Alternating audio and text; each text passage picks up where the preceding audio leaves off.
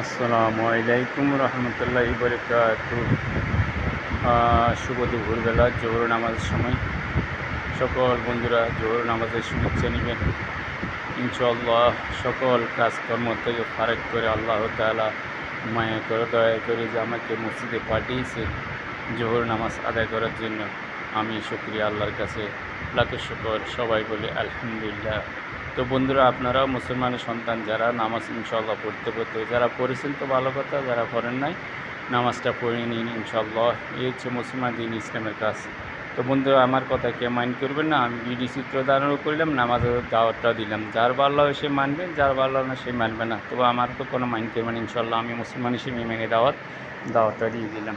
তো বন্ধুরা, এই ছিল আমার দুপুরের আয়োজন।